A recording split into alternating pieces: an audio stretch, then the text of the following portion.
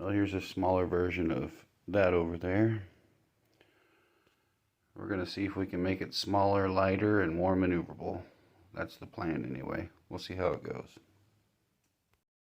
So I'm building this little smaller, lighter, stronger version of my little aerobatic plane over there up on the wall. And I decided to go ahead and slit the fuselage. And boy, it turned out good. It turned out really, really good.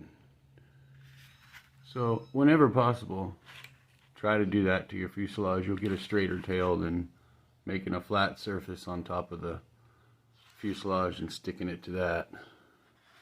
This will have a split elevator on it and a pretty decent tail for aerobatics. Just wanted to show you that real quick. Well, this week's project's turning out pretty nice. Got to wait on the wheels to come in the mail before we can go fly it, and another servo. I need one more micro servo for the ailerons. But this is the little bit better version of the one on the wall over there. Hopefully this one turns out to be lighter and stronger. That's the plan anyway. So keep your eye out for the video of this one on its test flight. Hopefully in a week or so.